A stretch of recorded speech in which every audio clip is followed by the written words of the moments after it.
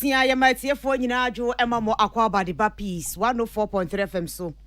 Ebre aso se afimu nyina da no akan kasebo a yede ebeso mo no. Yesan betimu bi mu ede ema mo. Eye year in review. Year in review. Eno entino ya fano kakra busumi ni mu no na chese yedi ensemu a na ehu hia edika editie no yesai ede abremu biemu na obenya bi etie ewo okay 101.7 neat 100.9 ka peace fm ho ewo ship house abeka junction and crying na uko asante mantema eno ye hello fm despite abrosa kese no kumase edwuma ho na ebutu a yebo adwuma anya asem ketwa kra ebrekro na mu so na rock fm ewo atoye mantemu takrade ene ne potemu ewo so omafo no etie wachichi ne bencheye social media no so yedi atwagu pa Facebook live no eye peace 104.3 fm peace 104.3 fm and na despite media eno eye YouTube no na peacefmonline.com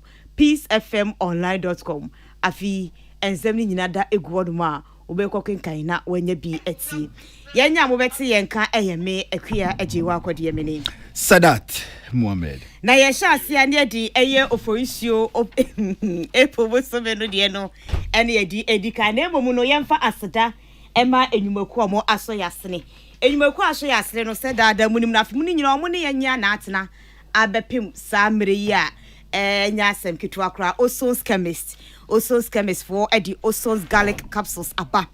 Oson's garlic capsules omodi aba na eye edrobia yenom emanipedua no enya hoden MTN SA sesi ma service ni nyina ye ba ko ayede edi amawo enti se bibi o mu na se ye sheda tetete wana se ye tete na sa won sheda ntiase ye sa no a wanka sabo phone no fa phone no ne bo eye star 175 hash na chese de wo so ni nyina beba enti ne wo mpere na wafiri mu eko high sense for se yen kan cho se de biara dabo a ye de ma wa bontene so no a ena ye ton no ntinia ma eboa ma efie asetena ye de ne ya akono ne de me pa cho high sense for no a ne de o maba mu se ye gas cooker eye television eye air conditioner eye chest freezer eye phone anasa sound system rice cooker and blender wodo ni nyina washing machine nyina high sense for etumbi ane bono eda from say team defi health and beauty and also ohima feminine mixture no ye de abade amama no yenya yebu yensa enhye dama yesisisu ye na ye bre no yenya bi enuma ebeboa yen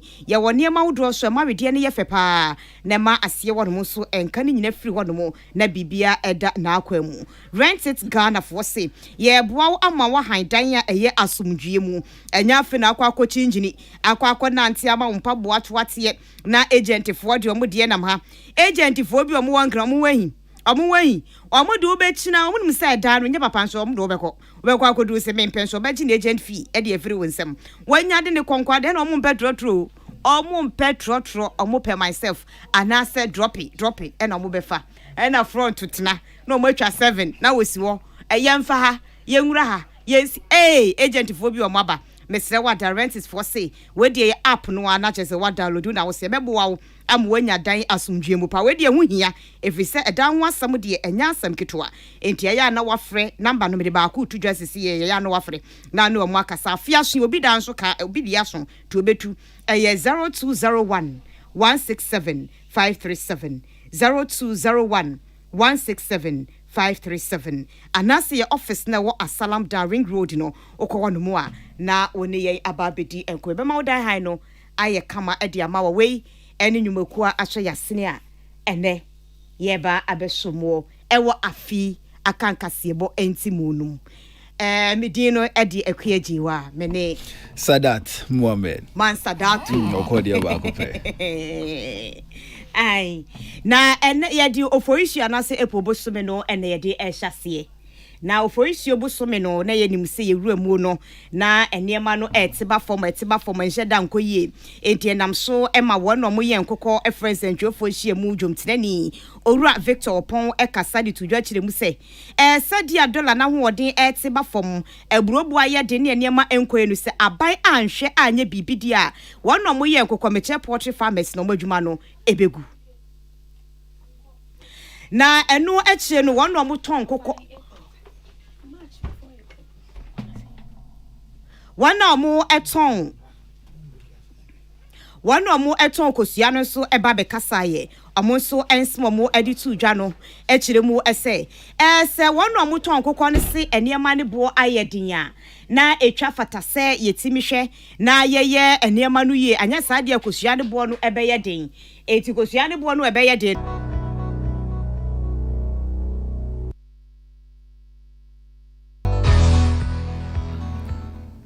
Yama ya ho akwa baby ma fi nsema eto dwanyina ne editie ene yebebo so ede amambo no na obenu busumi no mu afi mu ene enka ne opanyina no echochorofo ede ma ndisa monyuku no Urumanyafo Johnson na sedu nketi atwere krata tin ede koda Commonwealth aden ya amba bepie mo magana mu a ene nipa fa hudie ne yetiatia so sei ene wunim na akoka aban asema na oyem yebo mu pu ene aban ni chini kura so ye ndisi ni na beka ndisi asem ene wawu kura mpo ankeye ene otusie echire mmiri so kokopi mo magana ya high court a ene oman no ene Steven Opuni nipa mienu so ka hu bi oman ne do makwa gina mu court afi oman no ene Samuel Ofosu Ampofo omu su gina court omu twen oman no ene onumnyamfo atofo se ne su gina court na chese oman mu hade ni aban ni chini kura so ye ndisi ni enti Commonwealth mpeni fo amamehwe na oman ka bia Ghana ebeyere na we na Attorney General Urumanyafo Godfrey yabo adam beka se when this for aden asemba ya amonto mobo kakra na match bosumi na mu NDC amayekodi jom tseni sabre no na yowura Samuel Ofosu Ampofo ono so ekasa editudwa kire mu se yehwa sade sika samatete apansam na jom tseni edema economic management team Dr. Mahmoud Baumia amampenya bedi echi akana no atumu no a eche senema enkoye sabre no na Ghana enema mu edempa. And fuel and petrol na NDC fuel is about 3.8 Ghana cedis or thereabout per liter. So when you say fuel no, I break it, break the 8 in there. I'm say and no I see that the government has put this country economy on autopilot because they have no idea, they have no clue. Bamia, where is Dr. Bobia? He must come and answer questions. Some 170 questions for the man.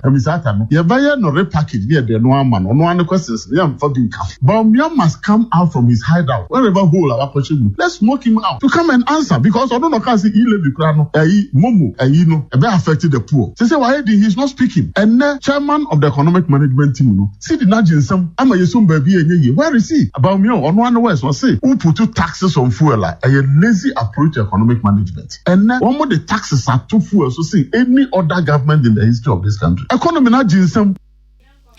na emuno match bosome no na Ilevi no eba ye ma ye to aba agitu mu Ghana akomko na atunjwa ho ampa na sabre ne pa Ghana fo ye kasa ne ye kone ye ba ye beji atumi anyi ntumi nam so kra mo bi dia sotoro ewo mrahye bedwam enti onmonyamfo eye owura Samuel Ofosu Ampof kane NDC amayekoro dwom teni ekasa ye de fa Ilevi no ho se aban pese ogu o my Ghana enu ntino ode eto dodo no aba. They say petrol almost 40% of petrol price no air taxes. It is over Ghana has a Ghana phone to your taxes. And you know percent would the levy bar. Then you are being disingenuous. Who did you because means so amount to be told your tax stamp was material. Me kokoto fuela material tax. Electricity. Oh yeah, for electricity bill now. Electricity now with your NHIL, your VAT, your taxes we pay also and for them to go and say only about 2 point something. And I heard the president say yesterday, say only about 2 point something million Ghanaians are paying. It is wrong. You need to your taxes. Bibia to your tax. Bibia you to your kawo Ghana have be an MPP. I feel we want to by 15%. Now I am not can say. Nia ya say no. MPP for say from the cradle to the grave with your tax. We kane NDC amayeko no dwom tsani owura Samuel Ofosu Ampofo oye elder ewo Pentecost asafo nim se de panyini a woru na first na ochocho ma amayeko no owura Johnson ese edunketia ene dwom tsani na Ilevi hu sensem wa dwabo so mra se bedwani wonu nyafo kwabena minta kan do kokopie mu na bato mpesu aso na wani ade hye ni hye yankomotwetwe mu na ode to omanim se Ilevi hom senkaye akwakoye deja no se ni mpesu aso fo anko nkoto dwani mu mpaebo mu anya akonche na mfa mpi so ama Ilevi no nyankopon ambo angu na se ba se kim ene aho kire be ba Ghana no mu nimu anka enye bikura nie Na aya march busumi no mu na mfie mpimienu ani aduonu mienu omampanyini abasobodie dwumadie a eno ye fa hodie dia meche president Independence Day Awards no ekoso na eno no omampanyini de eto Ghana mabunu nyina danim ani adesuafo se eba adesua a yesua de akoyanimu no a yema ebuo ni nidie emra ho na enema yaba ne de sebie konto ye kasa na ya ne ho nte atendidie de dos na emwa yenkura ensem odi atu dwa no na eye futu a wo kire mu se ye de abasobode ema yenya ye hwemfanye adwuma yo na mati busumi na monogana mampenyi na nado danko akufado na ni kire mu ewa poema ntemu kwa wunkatia wa bra National Labour Conference ondwumadie ekoso omampenyi ne kasa mu na wo kire mu university teacher fo a wati atua January wankokyera de February wankokyera de March kurampo asabra na omampenyi ne kasa no onko school de mo nkokyera de ena mampenyi tudwa se na aba ne de nhye egu apono so enche bebre university teacher fo no bu bedi ahia na babia no koreda pepepe yoda no de ato se na ebe na teacher fo makoma beto omyam na omasa akokyera de biem wa march busumi ni Ghana mampanyi na nado danko akufu ado ene wanna omusisi adan ewo Ghana asenkabumuko meche Ghana Chamber of Construction Industries for no ehyiemu eno no mampanyi ade to omanimu se wa musisi dan a ne bo efo ma Ghana fo ne enya baabi mfa yentinto yenim se dan wo senkaye ewo Ghana ase no aya na enkoye kura amampanyi adense we nada to dwa march busumi no ebra wona omusisi dan kabumuko ne ko ne na so Jubilee House ekochia no. The richest country in the world, America, has some of the cheapest housing that you can come across anywhere in the world. Yeah, here in Ghana, some small three-bedroom house in East Legon places is costing you $350,000, $400,000, $500,000. You get mansions for that in many parts of America. Yeah, $100,000, $200,000 maximum. That gives you a very well-appointed home because the material that go into construction in the United States are local, they're indigenous, and they are very, very cheap. We need to find a solution to how we can build strong houses here, but cheaply. And I think that is something that we all have to put our heads around and find a solution to.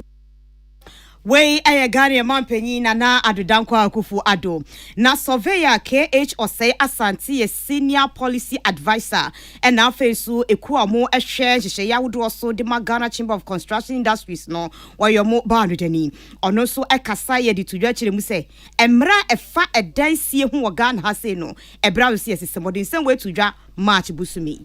We also have to audit the current state of the construction sector against our national plans. We have to also identify the construction sector and its investors. We have to use, luckily too, President, your government has passed the Public-Private Partnership Bill to law. And we believe that this PPP law must be used for the private sector funds to leverage on public sector assets, existing and create more businessmen in the construction sector. Then we may need to analyze foreign influences on policy. And I think E-Levy has given us the opportunity to do that. Then we also want to promote national ownership with foreign content and not foreign ownership with local content.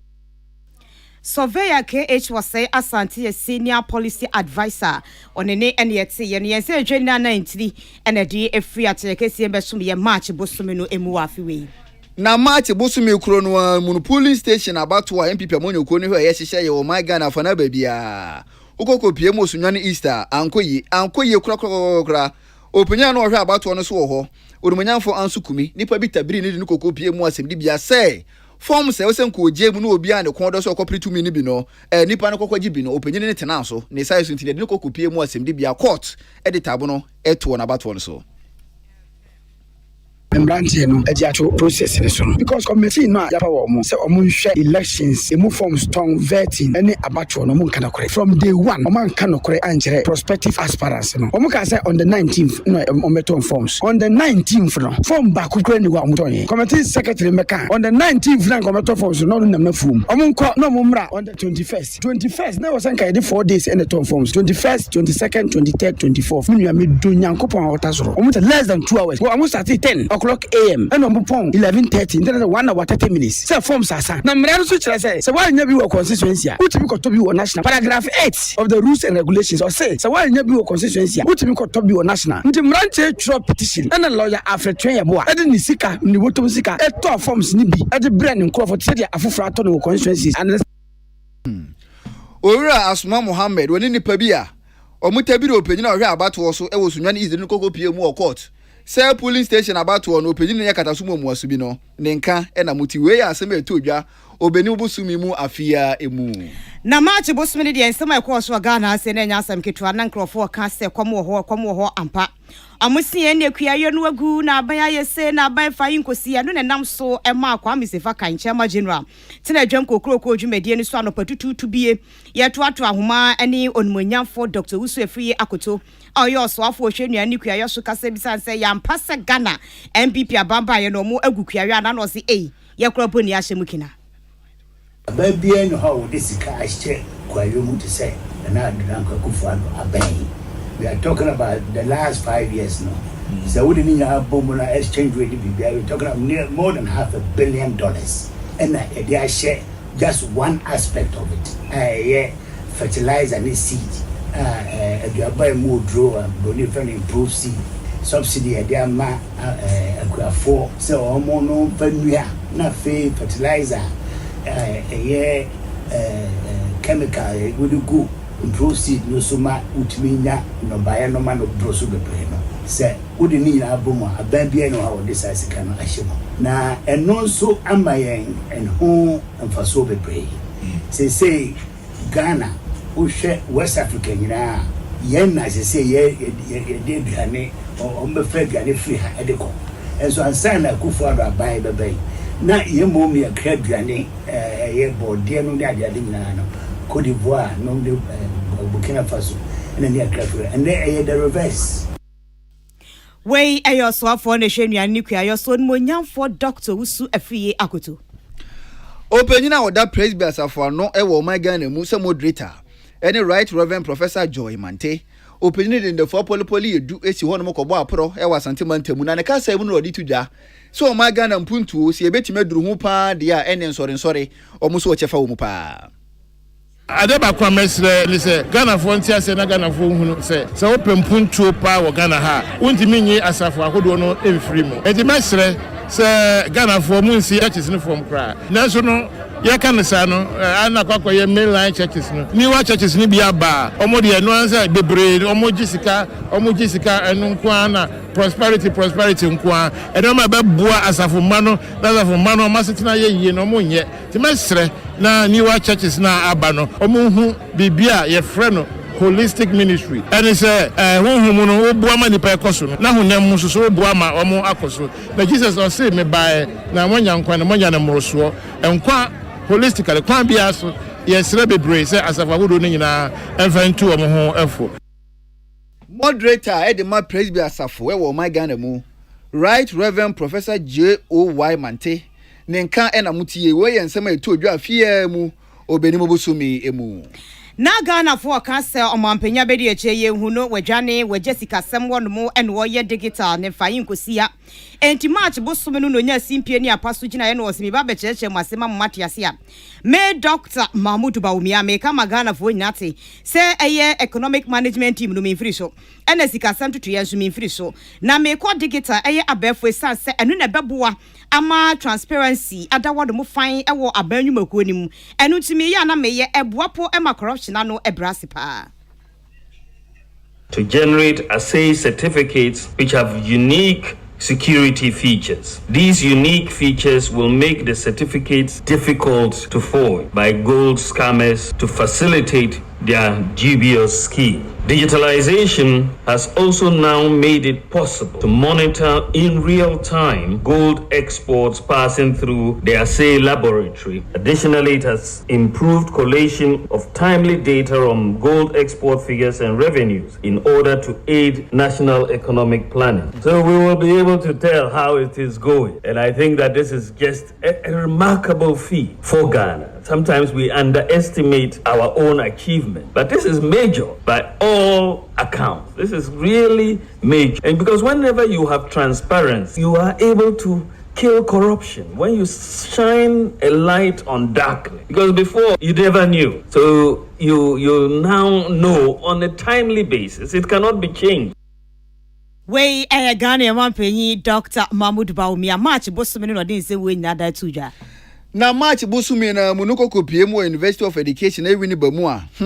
mentimo ase command mu so ho nyina ne se penyini foforo ya pound so meda su apon no ano e no penyini firi dwumadi ase ene ona kuta odibiri a ne yaje afiri nsam asimesi ne ehu ne to akonwa na we na mpenifo ka se debi ne yakoso su apon mu ne sa aban ne mpenifo anfo mo ne yansi ho no mu a su apon na ahwa asundwie enkofiri mu mba Dr. Ofeya Wuku echechiri se mu kire yen tension kitten bi ya be mu na ye ne se star letter na office of the council chairman ne die aban mrem sector minister mrem president ni a omrem na star letter ne die ye nyim free university ha na enyera kra because the any office of the council chairman e wallet head so na etimi asate ene mayi mefa we aba ochina meyi we na high na say appointing structures SSA council share your decision. A principal officer there will be in a dia now befana SSA by a council resolution. In the council share no waka say oh abna ye fano ana AC ye fano ana kojo ye fano nefe either vice chancellor ana office of the defense and registrar no are communicating on behalf of council. Obeni mu bisume afi mu mentime ho ase e ma no hum so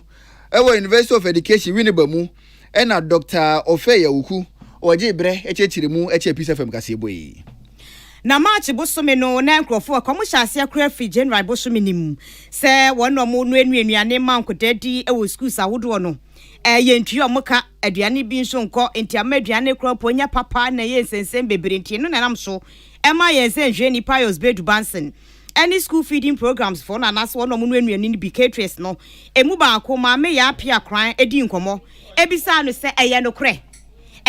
se yentui amoka eye no kre se mogyan aduane ne noa eye no kre se madwumadi amudi no matwe asense bo mbeka se ma suspend no na eno so amoboa eye rodo hia da sam nya no kre and draw over the floor of parliament, as someone honorable member of Menya Krobono, Ebusa caretaker minister, was about expansion and the school feeding program.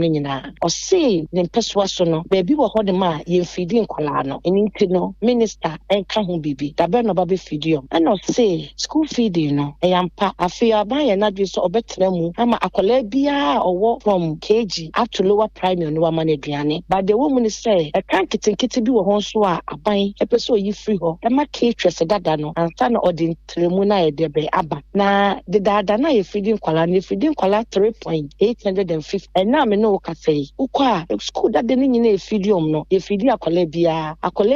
akwa akodidi ene but eye tremuna aban so person tremuna akola bia owo Ghana owo from KG to classes didi no eno na aban si o hold you on na we treat kada de bia owo ho na odi nhyehyeye a ebema akwetia no aba wa no ama ayedebe atoho ansana akra na kana yese de ka ho no ye de aka ho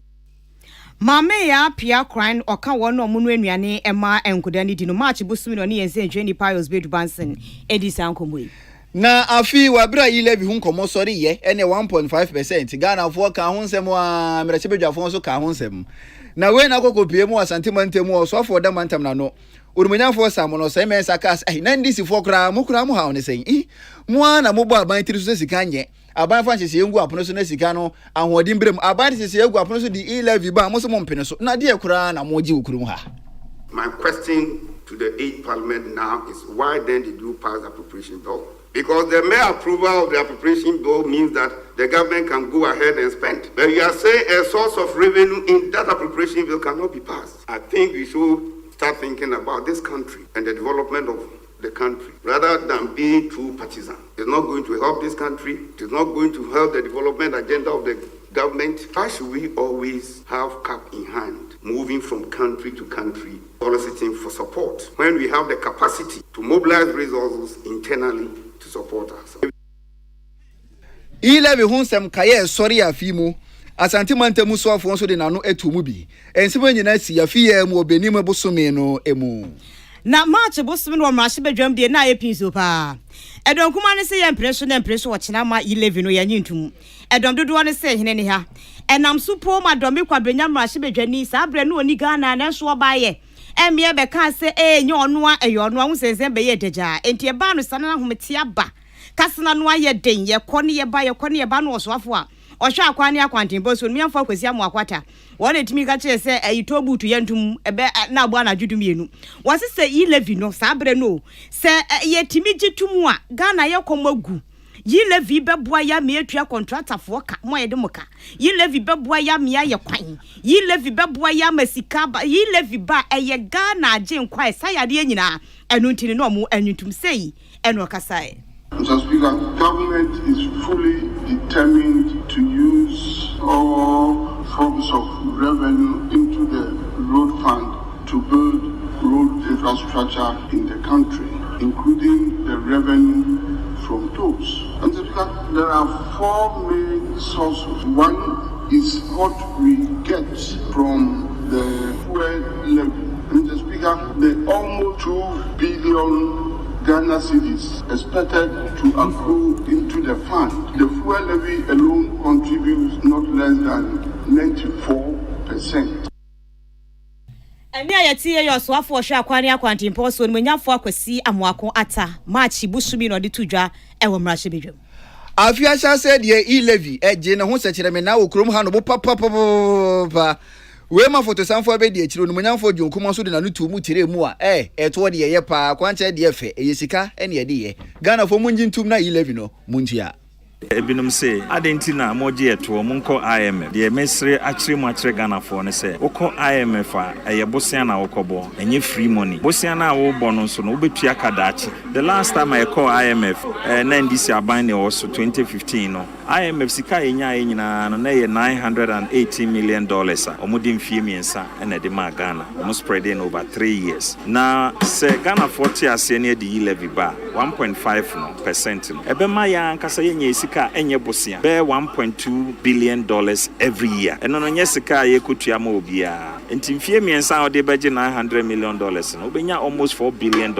Afi nso yenka say yakọ IMF nti Ghana adwumayefo nyina nkotena efa nkotena fie yentua nursing training allowance yentua teacher training allowance even free SHS no kra na aban tua no se okọ IMF a yebetima ka cha se uni sika ntija etua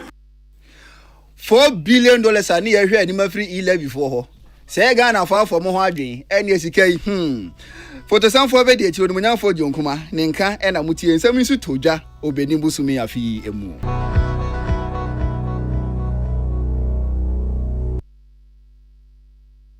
Abaye da sora ejira march bosumi ni mu afi we say no ensema eba adwaso no ye de na wotwe edi kare de na kogu na wotwe mi na etoso mienu no second week no de ba ye no ene se edom dodo ba no dani onmonyamfo se eche mensa bonsu a wosan so ye so amemrahye bedwani epretu mu omrahye bedwamu senke be ya ebre ekonanim no mu yi achia mehene e wo mrahye bedwamu a yenyi ne oye mrahye bedwani efise amandodo no aye bia akoye ede amawon. I have always insisted that men speakers no cry more members of parliament. Then that is my view. This is my mechanism. One, most jurisdictions, no speakers are members of parliament. Two, so we speaker of parliament or a member of parliament. One parliament you withdraw. So we are there. Yeah, this is you are being capricious. And when your interpretation and your conductor, it's you. The capacity of being the diamond. And you be obey or you speak it. Or say member of parliament, I mean, when you measured now, you don't do things to satisfy one political party. You don't do that. I mean, peer review a war or engage in any excesses. Be also we need to make a speaker or no member of parliament. Wey aye don dodo ba no Daniel Sanso ye so amemrahye bedwani onmonyamfo se eche mensa bonsu. Na afia mu no Ghana cedi no nyomachu Esha sese mu gugu no ene ese ene nye ene ne china egugu ntempopopa ene bibia adisi ya credit fin confirm so nyina na mafo susu e ka ho bi ena ma yesidi no na ho odin aba fom saa we am opanyina woda Association of Ghana Industries ku na no se vice chairman Owura John Apia Bani e de to aban anim se aban fa chise ngu apono so sene ebeye na enema ye krafiri aburochire ene waache kura na asimeti pesi odi adisi o credit fra mo no ne se ye ntwamu a ene yesidi no ye be bre pa ansa na hodian sa ba mu dollar na share atade dollar na ye bia aduane dollar no enti ayese yanka say ye ne ye enti tem bia ni chesi dollar no enti mesre aban no say car manufacturers no omwa ye na ye mu ye enumanim na production no enti me enkoso more ene na be masidi no enti me gina enti sade a onu bit must stop sade because tem bia ye nya dollar wow enti sade a yenti me nya fi da bia ye sidi no edimrika ta dollar ne sa ada dollar no gane because sidi ni bia wo nya dollar or enti companies ye wo Ghana no and na was na do aben na da wuruma sa 1D 1 for the buy say ya sem papa I was Ghana you sum as o mine na said your program say the next 20 years ne bo mo dey say this city be Ghana bia ye bia more production also and na bebo Opening our Association of Ghana Industries, Ekona no, Sir Vice Chairman. Ora John appear binding this answer na etuja obenu busumi afi emu. Na March bosmani yense njeni watin apawu awo doma FM doma hinkro. Ede betu yenimu ese wano mu yenkoko ewo doma oma friends njofo nhyiemu ama owura de ekusi. Dwomtenani akasa ede atudwa se. Efiti March bosmani mpa mu pepepe 15 no. Enkosia bo ya tumyesi afadini ya boni jejina sei enokae. Sese kusia bo no ba bia yepeja me de call ye no akese no aye friend large no ye de no age 30 Ghana cedis na medium ye 28 Ghana cedis small 27 Ghana cedis and a pullets 25 Ghana cedis and I say ye kan ba ko say unsalted de ye nyi mu no eno so ye 25 Ghana cedis enti boy enim ye say motia e be boro madwen na montia se so nanso so ankoba sa enye isan say adwuma no ba bia aduro no ya nya no sa adwuma no begu amadodo na aton benkoko ediko sika na kope ba bi asie Wey owura de ekusi a wono ye dwomtani ema wono mo ye nkoko ewodoma Se Ghana for ebekaya afi ena sinitwani ba ko ene Ghana for na nim se efre na fie so snega ohwiri neja na ohwiri neja no ene eye no koso asantimantem ni padodo na ene kire no do na empenfo eche no do no na emu ba ko ene chief of staff onumunyamfo akosia frima o sel pare ene sikadoso popa na openyini no o tabri edema afeso sinega so wonji na ne papa yie no o fantachiri na we na mpipa monyokuo no ne fa bia ye fe no Alliance for Food Soldiers Advocacy eno mubufu pa chire mo no nunyamfo udi sika enti sika twitwiri die edema afeso sinega so wonfa nko ne papa yie ene o madi openyi no ho ya pa na nyese sika no pe osanzo eka woni video mu se chief of staff at enrollment otimi fly eye adaka odibesi ne papa fi abrochi memo de pa Ghana na sansem we mu de yi food soldiers for ehia na se mu de hye yenkran na amanfo a omo ho eye campaign etwitwiri die anso bu omo amanfo chesi omo edan remu ne ade eye campaign se party no be ba power no sankrofo no mo twa omo eja e na se no mo de mo attention akọ media personalities a omo ye opportunist omo time so mo do madwene nam sa ba do afia so asene ge nyina ye kai wo Ghana ha say in 2015-2016 this lady stood on platforms odi then candidate Akufo-Addo attempt if all of a sudden no ya power na say see no the chief of staff at the presidency na dwen efrisa ne ma no so na say obetimi reward do afia so asene ga na just a party na yes so no party no predie bi enim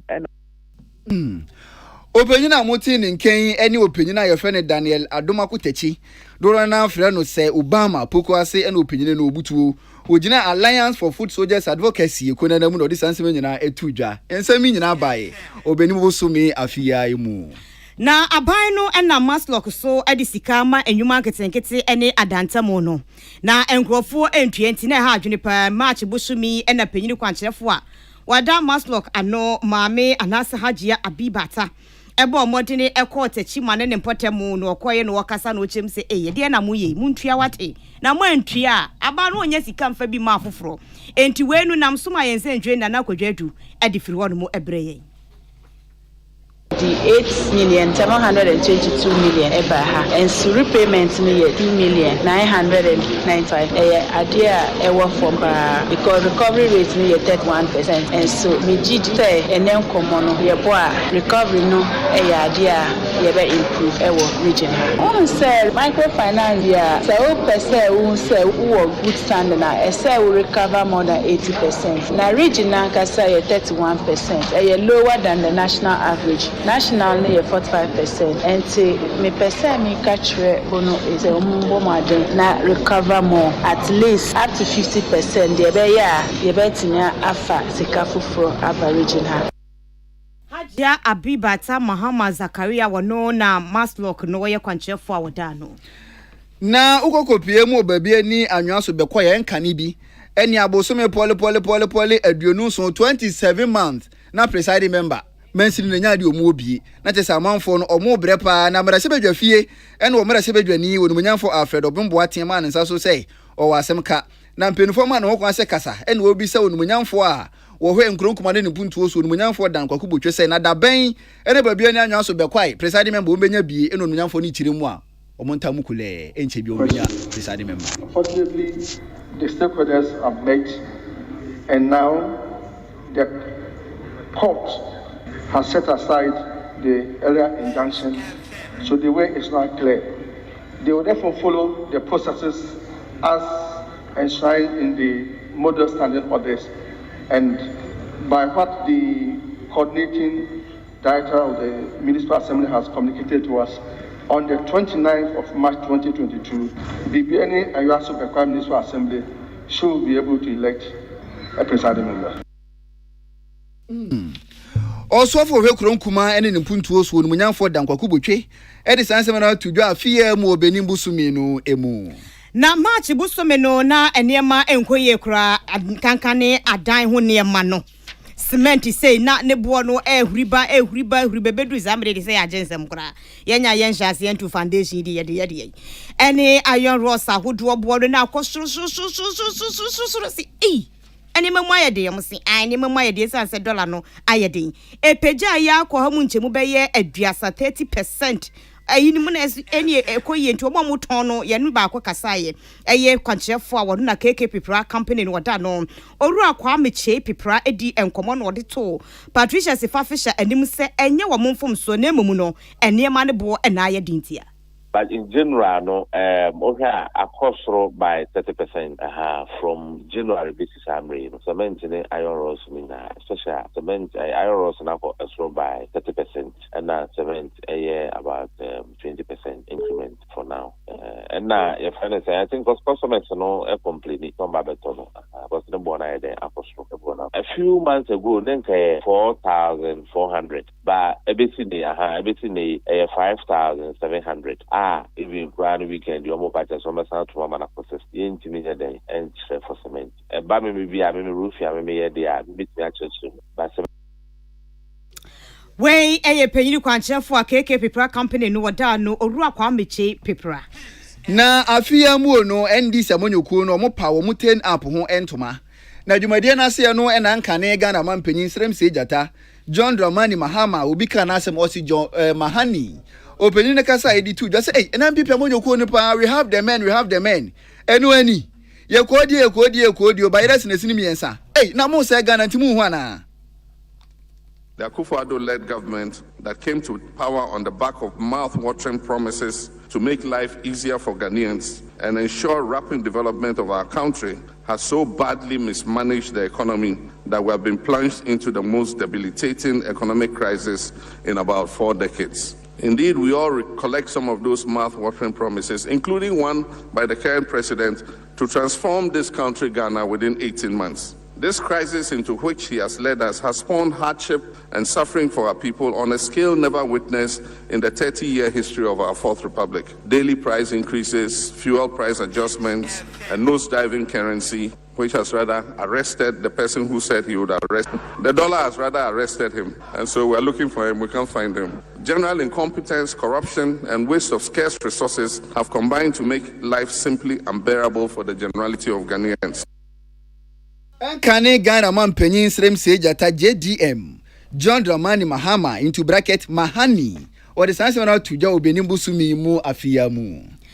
Na March bosumi no a etwa mu no de na ensem koso pa na fa ngobo na etum kakra sope na kwa ntie ba ye no mu si yenye kaka ne de bi se de yesi tu ne ma wienso yento ye de anim Edu ye no mo se ene de omo pe no mo pe be 40%. Na ban se there be 40% yen fama mo. Enti GPRTU Concerned Drivers Association ni wona keka ho ni nyina. Ene aban kokosia na ban se ne obemo mo 0.50%. Ene no so mo nje. Enti ebeye nchi wa hyew ni ntire ha papa me na kura mpo no. Lorry fence am kura ye kan yen kanwie ye. Patricia Sefafisha ene penyina wakasa e wo GPRTU ko nim Moro Ibrahim Abbas e kasai. Baby, I do Uber T petrol no so 15%. 15% no. The taxi driver use 5 gallons or use 15% na day. Sika obenye no endo force dispo endo force total driver. Person and 50 tier. I drive it total. Over to my upon 10 cities per union. Now where they find Ante Yabashana ya 2 lorry firm. And yes, I man to me there. Because where Juma wouldn't free. One and a day Juma after a hard day's work. I wouldn't for so be and free so. And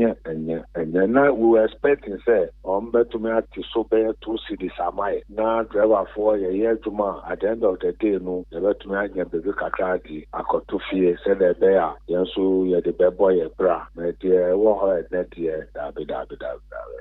Peace FM eni ayeti ye penyina wono ne kasa e wo GPRTU ekoni Moro Ibrahim Abbas March bosumi no ade tudwa e bra ahenti ade no na o mututum kakra ne kropo akwakoye ntoko o monte so a akwakoye boachi bidini na ye homeso aba tese ye de March de no akwakogu a ye bese ya bo e de awura bosumi foforo mu na ye ba sesi ya yewi a madwenche ne kakra so no ye de beto amuso. On New Year's Day, January 1st, 2023 at 7 p.m. For the first time in over 30 years, two brothers will step on one stage and thrill the nation with non-stop hits. Anticipate. It's the Cat Farm Legends Night. It's the showdown on one stage. For the first time in 30 years, the Lumba Brothers. Yes, Daddy Lumba and Nana Achampon on stage supported by the ever-talented Ohenebakisi. Also performing live, other surprise acts that will blow your mind. It's the Cat Farm Legends Night, New Year's Day, 7 p.m. on the Grand Arena, Accra International Conference Center. Anticipate, dial star 713 star 33 star 30 hash for VIP single ticket. For VIP table reservation, call or WhatsApp 0200 220202 or visit Cat Farm Dancing Mall, East Legon, or visit legends9gh.com. The Lumba Brothers, Ohenebakisi on one stage. This is it. It's the legendary showdown.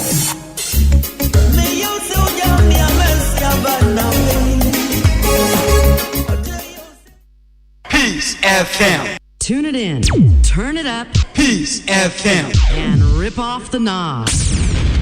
Yama yen ho akwa banyumre no nsi aka se ebo na wasugu so awutie nsem etodwa afi nyina mu ne editie na emu ohwam ni ayepesa otie ene ye bia ye wobo so tew e de ama wo beni bo so me ye de kwakogu ye bowuro oforiso busumi mu na nsem bi etodwa ya bobo so e de amamo afi ye mu no oforiso busumi mu e na kwankyerefo penyina keteke tena ye no odano owura ya wowusu okasa ye di tudwa se keteke kwan aban ye no eni aban behwe hunu se keteke kwan no ho no eni enyuma obetisi nyuma fa kwan no hu nyina eni Ghanafo obi bia benya dwuma ye. In every country, railway is the bedrock of any economic transformation. So in 2017, when His Excellency, the President, Nana Addo Dankwa Akufo-Addo, took over the helms of the country, the affairs of the country, railway became one of his top priorities. He envisioned the railway sector as a key strategic tool to transform the economy. Now, so he formed the Railway Ministry under the leadership and hard-working Minister Honorable John Peter Mawu, basically to be dedicated to the transformation and the revamping of the railway sector. Penyi kwankyerefo keteke atena ye no odano owura ya wowusu ne nka na mutie openyi disansem na tudwa oforiso busumi no mu afia mu One mo yen kokonka muko match oforiso busumi yomo efresen ofo hia mu no Ru Victor Opon a wadako na no akasa de tudwa chem se de ene mesikika koro na dollar no ate abafom na enema enye ni de omadwuma no omanhwe ni ya ebegu. supply inputs broad soya omunyina wa ha ti yenyina be shame ha but almost reason is say dollar na ekosro na shipment na ekosro no omuntimi and ti omune ma no so mo increase eno na ma ye feed cost akosro sa intebani sa na the only thing we can do is say there should be increase ikusia no it is a farmer no so be okay na obetimi ato feed no said your previous wey ayora Victor opon wonu na wonu mo ye nkokọ no kabumuko no wada no Ghana for be kaya oforiso busumi mu na Ghana Grade Company Limited in pain for years say Oma homa dodo na no ayemre enti obeye nsiesie wo so eni efiri atimota ekoma alam eni bia yenkeka ho na na Ghana for dodo na so no kogu jempa efise no osuro wo so wan hwan nsiesie agrikofo ye no edidum so be saba eni openyina wakasa edema ECJ adwumayeko no Owura William Boateng de kata pie monti so kire mu a enya no kreda se dum so bia be san ababie mu ya dum kania no sebe mu ya no griko de oba kaya last year no honorable sector minister don't have a good chance to say in Sunday the na lili na yedi ma amoni abdida between ma to me edit green man especially ombani na great Accra we say ombani money go ma twe on the map for you were not capacity and kind and you don't put in the position and almost strategy in such a way that you real practice of supply point and I'm His Excellency Eco Commissioner. Owura William Boateng wakasa edema ECJ adwumayeko no de sanseme na tudwa oforiso busumi no mu afia mu. Now, Public Interest and Accountability Committee,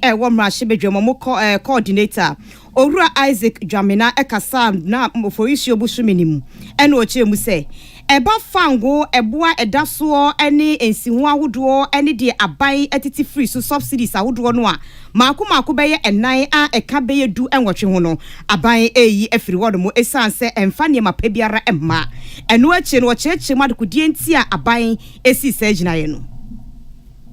2021 munonia pia remu no mane there di NSA agreement do motria na omana akomu no Ministry of Energy ejina Petroleum Commission afutu a won de ma won so etwa enan emu esanse international oil companies a omo mu ana esese omo ye djuma bi djuma esese omo di no omo ani na emra ema minister ntumi se companies na ani sa djuma no a obetumi ejina djuma na won ani no eba watwa agreement nti eno so na minister no ejina Petroleum Commissioner people out the man and also and crude oil production. Yeah, you can say crude oil production. Farm one year two a fair a term a so so what the total near you two no a fair a year 2020 no one. Public Interest and Accountability Committee coordinator Owura Isaac Jamina. Afia mu onu oforiso busumi mu dwumadie bi koso e wa santemantemu ani edi eda so ene National Youth Volunteers Program Ghana mampenya be de etie de nemu onyam kokopie mu e wo dwumadie no ase na ka sai mu no de to mabuna nim se Ghana e betima fa ntuma pa de afira pa na mpuntu a yehwe ni mu no yetime aduru ho de a ene mabunu won sore waka. As we know in our country we have so much more to do. We are still a developing economy. There's so much that needs to be done, and we have to recognize that it's not only through formal employment that we can get the things that we need done. And this is where the spirit of volunteerism comes in. The data, the estimates that have been made in many countries where you have very active volunteerism taking place, that volunteerism can contribute as much as 2.4% of a country's GDP. Ghana mampenyi abedi echire His Excellency Dr. Alhaji Mamadu Bawumia nenka ena mutie openyire de sanse bana tudwa wa santemantemu afia mu oforiso busome no emu. Na oforiso busome no mu no munim se enjuo toy pa anya asem ketwan kranse de enjuo toy madio ni wonu mu de ka ho ye ka no sa no wonom tete nkran na epete krampo yiri fa ye no odo na wona tete wo no ena onimanyafo Francis Asenso Boache osoafo no na hwe nwuma ene adansie so se odo na enjuo no anase bonka kase ne ye ba betim na ma enjuo no ano abrase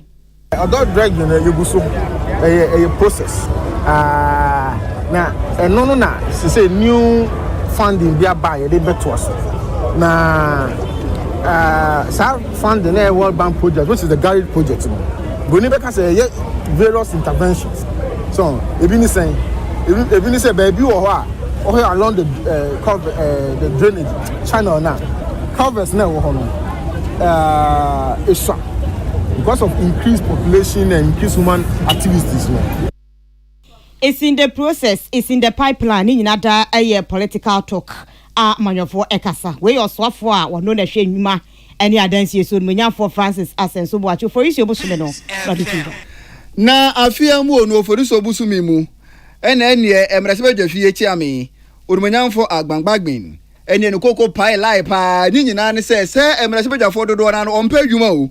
Omai se school for mumpe school. Ene emrasebe dwafo ni o masoda no party policy ba emrasebe dwafie. Ene sankofo ba hwehwe mu ba bia unhu omo. Oma ma adwuma. Domiko Benyamra Sebedwani, Urumanya for Sarajo Asafo, and then the four poly Dunu Metino opinion in Parliament, or see order. Urumanya for Henry Cote, I was so central Sebedwani, and Cra Commando, on so Sena on Pemra Sebedwafio say. Our company Canada Japan, opinion to the same Sebedwafie, share, over Jean Wahen Wohuno. We Emma Sebedwafie Chami, Urumanya for Abang Bena, say, Munin and Mukonko PMO Privileges Committee and him, near Joe Munsi, near Shemna say a bo more. Any Dan Thomas Nema absented themselves in this meeting for more than 15 sitting days without permission as recorded in the votes and proceedings. And I'll proceed to mention the names of the three members. The first is Honorable Sarah Ajwa Safa. The second is Honorable Henry Courting. And the third is Honorable Kennedy Ohene Ajapon. Consequently, as is my understanding of the provisions of Article 97(1)(c) and Order 16(1) of the Standing Orders of Parliament, and the decision of the Court of Appeal in the case of Professor Stephen Kweku Asare and the Attorney General and 3 others, I hereby refer the said honorable members to the Committee of Privileges. So ye mrasebe dwani na nefo poly edu enumati wan ko mrasebe dwafia sa so twe da ho pa ne titiru ne sa wan mokoko na yenim mrasebe dwafia chiame odumanyafo agbangbagben ema yehu we nyina ofori so busumi mu afimu adwa fa we hu jidi adwa jinidi adwa trende po adwa TikTok obeya TikTok correspond you see anya brofo akese ne die no for issue busumi ne die na nya asem kitwa kra sene ni nam framam sem krofo bi peso mo to she Ghana so ne fa yin kosia bebre etina yam hyehia ba ya hye so no enam so mo so afo hwe bambon sensem so mo nya for Albert Kandapa adi betu dwa kirem se amaya wodo atwe ye ho ahia se die ku koso na adonfo ye fo totohye omuso no esese ye bambofo mo mani da wo se aboa wo enti ense ntwe ni salamat ku ku apento eye ne se panyini ba ko oni mude efa bambo ho ni enipa bambo ye die ho no wane no ebedi enkomo na eyowura adepsani na obisa no se ensem a oswafo hwe omaye bambo so adi atodwa no sai ene ohu no ne nkiremu. Same way, yeah, kasa in the past, and usually a car Ghanaians be they feel say yeah alarmist. At the point within a space of 1 week, now you're witnessing over 350,000 Burkinabes are omu bagana. How do we tell say we or a legitimate asylum seeker, we or a terrorist? So terrorist groups know omubetmia take advantage of that influx no. Secondly, there was issues with porous border crossings. As a matter of fact, there were a lot of unmanned border crossings and illegal crossings, and so on daily basis, Ebimu or Mubagana, without any form of security checks, there were influx of small arms and light weapons. Ayora adepsani onibude efa bambon semu. Mobile money unity Ghana for your son so pa yeguso ekromu yedidi adwuma e levy na nimu nie ena Ghana for pie line we ma dwadifon ka bomukuo Traders Advocacy Group Ghana pen for year say e levy no omo nhye danti asa o na so so obeye adwuma abre na wanya ne sika no ode beto ne momo so na e levy betete pa de ene enke ne wo beto ade a fosika ne hye onsem mo pen sa adwadifoɔ no fi sɛ ɛsɔndodo ɛna adwadifoɔ no nyinaa nso adwenkyerɛ ne sɛ ɛnka ɛnyɛ dakopɛ no sɛ wobɛyɛ mobile money ne deɛ a ɛneɛ na aban atew ɛno gyina dakopɛ ɛnyɛ sɛ wei asɛnde ama me yateme wei nso asɛnde ama me yateme kyerɛ sɛ I'm talking about multiple taxation ɛno na adwadifoɔ no ɛnte ase a nyame anim ni ama wɔn ka sɛ wɔn ɛbɛsan akɔ cash base bio na wɔn de sika adidwa dansɛ sesei ɛnam covid ne nneɛma a asisi ne nti no amadodoɔ na sika ahye kyerɛkyerɛfoɔ ɛde ma adwadifoɔ nka bɔ mu kuei ore ya opoku ne nka ɛna mutie nsɛm nso beto odwa ofori so busumi no mu afei mu na sadat edika mmanya ne ntiye sɛ ofori so busumi ye mu no ɛna achiame ne di to odwa sɛ awura no miensa omo emma mrahye bedwam omo banso so a yehu ne omo ye de odi kan eye beautiful adwasafo ne otoso mienu eye akompreko Kennedy Japan ɛna enkramante musuafo nti ye do mu nyina ekɔ abedwakua ne ye bisebisa omo nsensem edie nam so ema ye ne kane kumbugu mrahye bedwani onimonyamfo Ras Mubarak edi nkomo ɛna ochire mu se achiame hene waya ade mo piafo Manabaso for the show of leadership ne anamoa otuye to protect our constitution already why na for the constitution say a standing order say so will be MSC 15 sittings of parliament as I said you could ask them our privileges committee and there's only one person who can make a referral to the privileges committee and that is the speaker and why na for the one or more privileges committee omo de nyamesuro ene do omo ema omai ebeye ejuma ebebo omamu ni nyina kani NDC mrahye bedwani no ogiremu ema adehye omo kumbugu onimonyamfo Ras Mubarak ene yete ne nka no na ilevi unity a Ghana na ne yetutu no sere ne abasa ebepene so yempene so yebepene so yempene so se na mononefo do maso abetie yempumom nkoma yedi nyina omutie we na BBC for tonsa edefre Ghana mampenyi na nado danko akofado ado preman ado showboy busa ne sei na nado wey na ilevi na ode ba Ghana fo so se M1 no waban mu mpenifo bi kura mpo ka sei ede ho kyere beba hiafo so na wo ya no sei eno mampenyi ne ka se hwe me ma ba we have the men papa ya dwene ho yie the digital economy, the mobile economy. Yes, but you're taxing people on money that has already been taxed. Is the biggest economy in the is emerging as the biggest economy in the country, and for a long period has not had any taxation at all. So it is important now that they also come into the net. Our country has one of the lowest tax to GDP ratios of any country in West Africa and of an equivalent economy. The ECOWAS area, the general average today, tax to GDP average is about 18%. Ghana, we're at 13%. So it's as if you're talking about a country which is already overtaxed, if anything at all, is under. Ghana mampenyi na ado danko akufo ne nka ena mutie yi wabra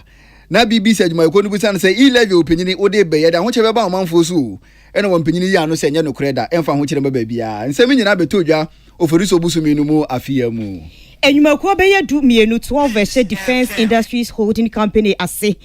eno eka Ghana Armed Forces hye ahodo ne ho no eno foisi obosome no omampanyi abedi eche Dr. Mahmoud Baumia ekokoda no adie na we eye kwan ye bebo ahwe amane mapa akoso a eye bambo nyumakuo nsu ebenya nema ade aye adwuma asomye.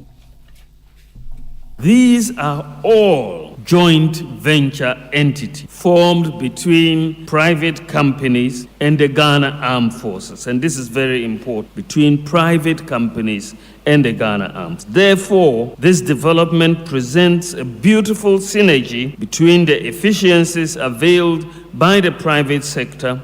and the institutional discipline and diligence availed by the armed forces in driving the industrialization strategy of the government. Therefore, the business community is encouraged to go into more such collaborations with the armed forces to develop a diversity of production value chains that will benefit all, both military and civilians alike. Way a Ghana Mampenny Abediache, Dr. Mahmoud Baumia, for you, Busumeno, and or the 2 your first year, dear. Now I am on your sem to do a pa. Na oferiso busumina monogana mampenyi na nado danko akufado eni asofo bi dodo na ofira ma hodo so die hia wo ma gana modi titiriw ene wona wo abibire ma toye na wo mampenyi ne ka sem no odi tudwa se asofo a omu ho ensuo eni nsuo nam dwumadi ahodo so e wo omuman mu no ese omu nyina timi kan otipam ho no mo fa nhye ba kwangu apono so beboa na ensuo mu nam dwumadie afa no ntoma pa e die fira wa bibirem. Sadly, this God-given asset faces an existential threat, largely from pollution and over-exploitation. And we need to take decisive action now to safeguard the ocean's capacity to regenerate and to continue to deliver substantial economic, environmental, and social value for human development. It is for this reason that the United Nations has declared 2021 to 2030 as the decade of the oceans, to help focus the energies of the world on how to assess, harness sustainably the enormous potential of the sea and oceans for the benefit of all. For many members of the OACPS, the ocean and its resources are pillars of our economy and sustain key economic sectors such as fisheries, tourism, and transport. Ghana mampenyi na adodanko akufado ne nka ena mutie openyine di sansema na tudwa oforiso busuminu mu afimu. No for issue ni day to so miensa e wa fi we se mu ne mampenyi e wo Ingresi Abrochima mu London na okoye okodi dwumedie sonko e di aboa Ghana ene ewiase nyina eno osmaba bedura se dia mefa kwanya isu na mina dwumedie bi edi eno fa akwansra ho eye destination Ghana na wan we see the year of return no e ba ye ma this year omoya bi before mo wa no ye do mo kwanko asumu e ka omunchi eba edi epesi epejam ekoye ni next level ra edi destination Ghana ya mabia no die mi bie kwan edi ato ma wiase nyina sa momra Ghana magimoni momra mesepem ho ankasa mo medwi mo ho e wa Ghana. This Destination London event is the first in a series of activities of the Destination Ghana project, which has as its core the objective of inviting and welcoming the rest of the world to visit Ghana, the center of the world, where you do not only have a majority of UNESCO's World Heritage Sites of listed forts and castles, but which is also home to some of the best flora and fauna in some of the most exquisite ecotourism sites of the world, and to come across the taste of some of the richest and most diverse cultures of the world, and above all, to savor the incomparable and ever-welcoming warmth of a people uniquely placed at the center of the world and justly celebrated for their sense of hospitality. Ghana mampenyi na adodanko akufu ado. Enkane osofa na wohwe ya hona de hunsam so e wo ma Ghana mu Dr. Kwabena Donko ene afi mu oforiso busumi mu bekasaye ne kasa ebru na wo chire mu asese nyina monkane ayiso o ma Ghana mu akosoro pa na saban na mfa hyehye ngu apono so ampa kwena sa hodo amfa nka ho de a ene enche bi Ghana fo dum so e bekwa kotum no ene ye bedwene ho aye ntiase da. This country is most likely to face load shedding in the next 2 years if urgent steps are not taken from this moment to increase our power generation. I say this on the basis of facts. For example, on the 15th of February 2022, our peak power demand was 3,343 megawatts. On the 15th of February, just about a month and a half ago, that was the highest peak demand for power. On that day, our available power was 3,527 megawatts. We had a surplus of only 180 megawatts. Only 180 megawatts. Enkane sofa na oda ahonede aso eye no ano. Orumanya for Dr. Kwabena Donko. Openyini disanse na tudwa afi mu oferiso busumi no emu. Na adia ba ko anidi edoso papa e wasase we sesu ye modin. Ebi frɛ no Almodin, ebi frɛ no Peace, ebi frɛ no Mary, ebi frɛ no Juana, ebi frɛ no Dudu ye wi no. Ene enkrofo ni je ho pa. Oh, yetimi de ye nhu, yetimi de ye hyeto, yetimi de ya anwamo yetimi de ya jollof yetimi hyepa ama ye high pa na hwenuma yekumo enkrofo bi ene je ho kanka ne se bi wona o matwa mpesempese ne o munyina binom ene o mani eje ho enti ofoisi obusumi ne ense ntwani kwadwo prekese ene wona mo ye rasta men no anase rastafarians ni bi asabi omuti ne ma se ye ne ma bi o mu bomu pa wo sahwiasa nwenso no edi enkomo na o mu kire mu se bonsamta wawi no a ema ye hai ne hu ne ma ba ku mienu ani so a unum a wutimi didi pa ne yese wuntimi ne di aya abobi ena doctor for kropo che se uti ya na atwe kakra etimi ye yi no ne bo aye den ene ma bo aye den ama wi bo aye den enti aban mo wani mra fom sisi ade ne bo aye den pa first ne to ade ne 250 isi to ade ne 300,000 ansane abeto ho blazer ansane abeto ho manchester abeto ho graphic yewi asane atete ese hu so ye bewie ne kotu bi ni benya isi ade wi ne de ne bo aye den first ne to 250 isi ade 300,000 isi aye to no but we need there they say they are heading because first ne to ba akokra na etimishima e fele but say we to 10 kra na so e say one city no go mo jai twa aka 2 city nko asema o kan de udika we ne bo aye din se yentumi nto na yahye okoto one city akete wow se yentumi hye okoka so a omo ton sie o matum economy na kosoro nti saa ne ye beye no Peace FM. Hey, one omo etiase no. Economy na kosoro. Dollar na. Ama ade no boy dey go for the bre. Go for the bre. Wo bre pa. Na odi so bom wanu ado pa ye se bi one omo hye. Oh ai. O ya obema peace. Eh eni ogo ga to see ye oh peace. Yeah, be my peace. E de ni asa bako akotena ho. Oh no ane ya. O twe ode ma ho. O twe ni mi no eja do ko. Na we de go foi na omo ye demonstration atia police for omo se bi omo tene police for ho madwen pa na we na anopa police station nim ho omo kosoro na wa form yempeni na we no bi so omo se mo ye den omo se demonstration atia ho se police for e ye di asem omo nim dada Your modi na pose for no moti ase ye omo nim dada ofane no wa fa ase na ekwo se eja ofase ekoto betu wona ayi ofase na fanum eno omoku na ye na emusa se dia so se be staff be ka agudie ayera that means say dey maybe ngoyi agudie ayera we ni bo aye den e wo se hwiasanwe so eno nti no wana wo mo enonom no esre aba no senke be ya wo ma no emra fom na ja omuntimi nom na emoma hodi obinom a otimi ma no eja ne nan yi no ma otimi ma ne ye adwuma ebi nso so enom a ema ne ba fom ebinom de sua de ai binom de sua de enom a no mu didi ensemu ka enti we say so na ye gina edi eye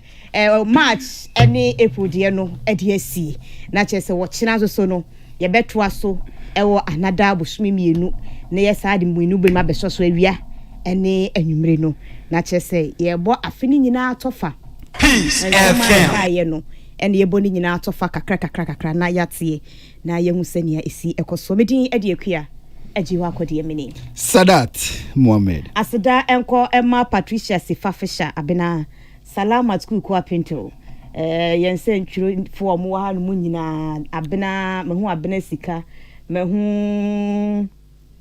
Spendi Love ewa ha Joanna wa ha ena Ellen James Bond ono so no why FM James Bond oh wow FM what a name FM tune in turn it media for FM and rip off the knob nana ya okese de cardinal sanso bai be my moral support pa ye otine fia na chese enyeyi into obaye be chese munye ni se munka ni se mufa wentu asenti editor eda so e wo ha sei sa be pepe ena mami bia makwafo enso eso yasene ewo efia ni nyina ekọ kama ya ba be so wo channel pa no nsia peace kase be san aba betina se bi mo ya de mu nyina mwase amamumo anitia adeshi Peace FM. Tune it in, turn it up, Peace FM, and rip off the knob.